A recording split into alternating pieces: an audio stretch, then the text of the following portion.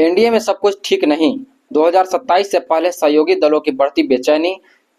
दोस्तों, उत्तर प्रदेश विधानसभा चुनाव 2027 में अभी कई महीने बाकी हैं, लेकिन एनडीए यानी राष्ट्रीय जनतांत्रिक गठबंधन के भीतर सीटों को लेकर हलचल शुरू हो चुकी है।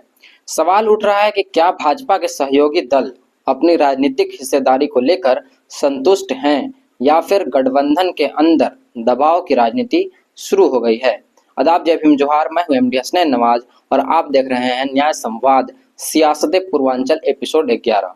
हाल ही में एनडीए के दो प्रमुख सहयोगी दलों निषाद पार्टी और सुहेलदेव भारतीय समाज पार्टी ने भाजपा से मांग की है कि सीट बंटवारे का फॉर्मूला चुनाव से काफी पहले तय किया जाए।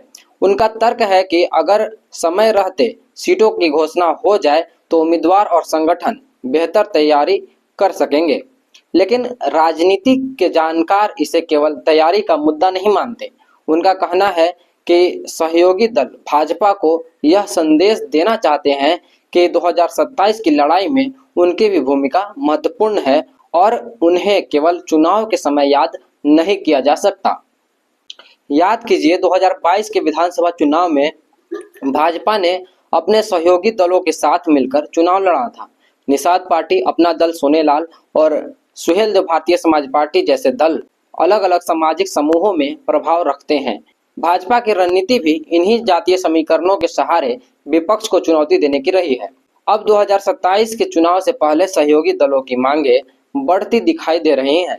केवल सुहेलदेव भारतीय समाज पार्टी और निषाद पार्टी ही नहीं, बल्कि केंद्रीय मंत्री रामदास अठावले की पार्टी आरपीआई यानी रिपब्लिकन पार्टी ऑफ इंडिया ने भी उत्तर प्रदेश में 25 सीटों की मांग रख दी है। यहाँ तक कि उन्होंने यह संकेत भी दिया है कि मांग पूरी नहीं हुई तो पार्टी अलग रास्ता चुन सकती है, यानी कि एनडीए गठबंधन से अलग होकर भी चुनाव लड़ने के बारे में सोच सकते हैं।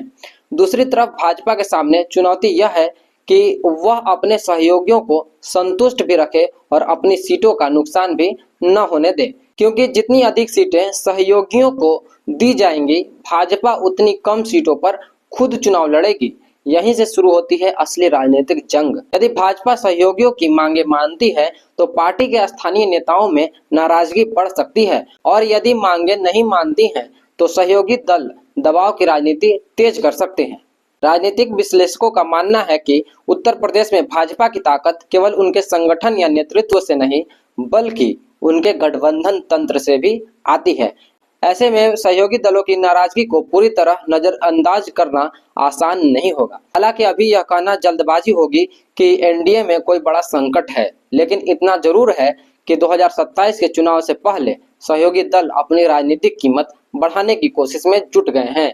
अब देखने वाली बात यह होगी कि भाजपा समय रहते सीट बंटवारे का फॉर्मूला घोषित करती है या फिर यह मुद्दा चुनाव के करीब जाकर और बड़ा रूप लेता है, क्योंकि उत्तर प्रदेश की राजनीति में कई बार चुनाव जीतने और हारने का अंतर केवल विपक्ष नहीं बल्कि अपने सहयोगियों की नाराजगी भी तय करती है।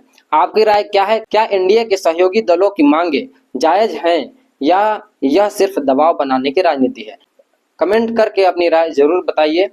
आप देख रहे थे न्याय संवाद सियासत पूर्वांचल एपिसोड 11 और मैं हूं एमडी हसनैन नवाज। धन्यवाद।